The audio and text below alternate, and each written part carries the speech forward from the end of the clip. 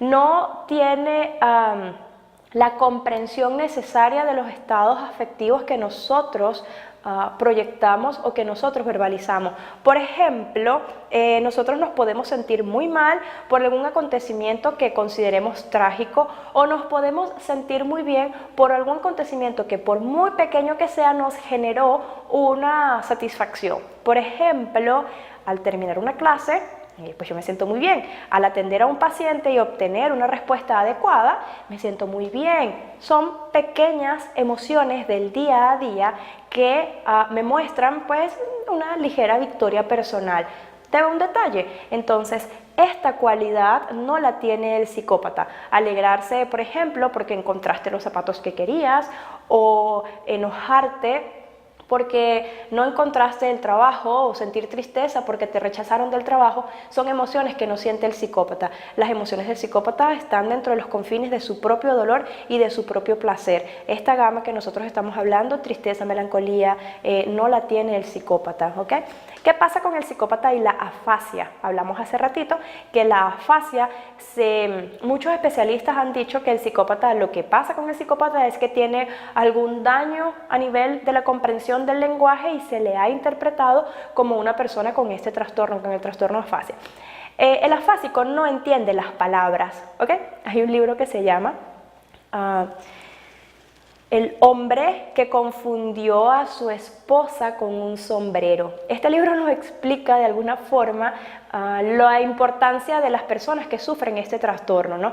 No comprenden el significado de una palabra. Pero ¿qué pasa con el afásico? El afásico sí puede comprender el contenido emocional detrás de la palabra, ¿ok?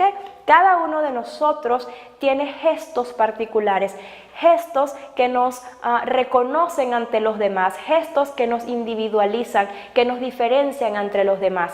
Hay un libro, y lo puedo recomendar abiertamente, se llama La inmortalidad, de Milan Kundera, y Kundera hace una gran aportación a nivel de novela, a nivel literario, de lo que representan los gestos dentro de la sociedad y cómo nos caracterizan los gestos a cada uno de nosotros.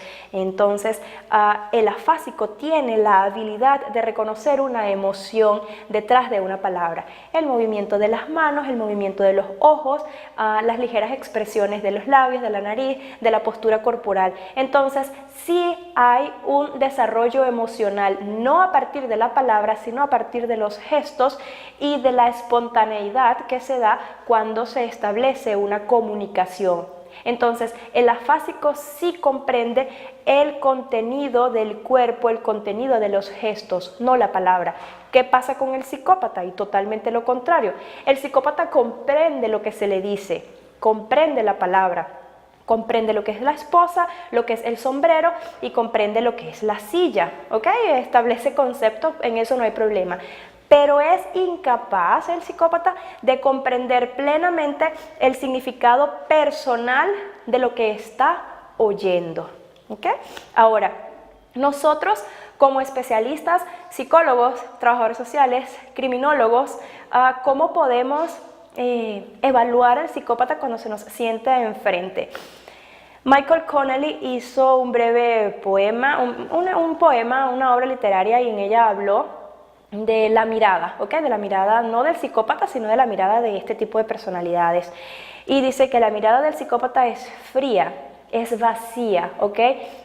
No expresa absolutamente nada. Por eso es que cuando se nos sienta un psicópata enfrente, nosotros lo primero que debemos evaluar es cómo resuena esa persona en mi vida, ¿ok? ¿Cómo está resonando en este momento? ¿Cómo es esa mirada?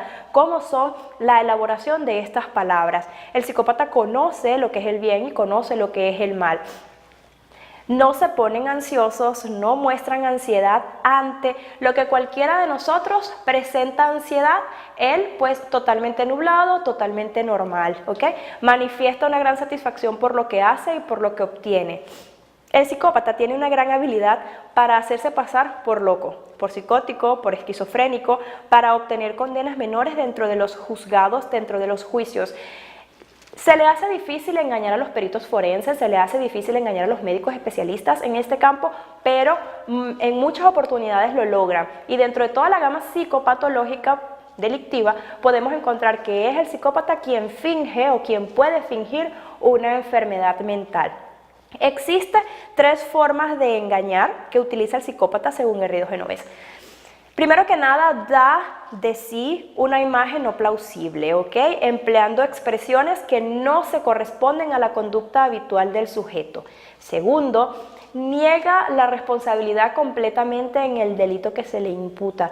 Y tercero, destaca muchas conductas de manipulación para obtener sus metas.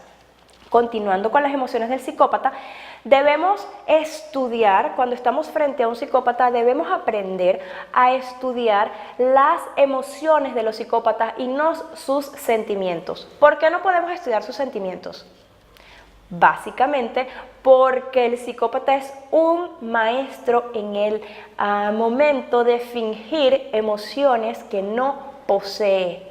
Entonces, la paradoja del psicópata, recuerdan Hugo Marietán, el psicópata tiene esa habilidad de sentir que está empatizando contigo y de pronto tú sientes que sí, que estás evaluando y que vas a modificar las emociones o los sentimientos del psicópata, y no. Los sentimientos no se trabajan en la psicopatía porque el psicópata los va a fingir, va a otorgar cualidades que no tiene, ¿ok?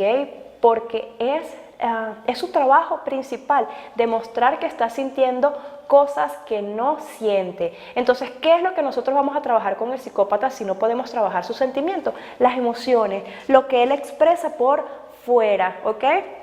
Todos nosotros, dije hace unos minutos, tenemos gestos que nos caracterizan y que nos individualizan con las demás personas. Y los gestos no mienten, ¿ok?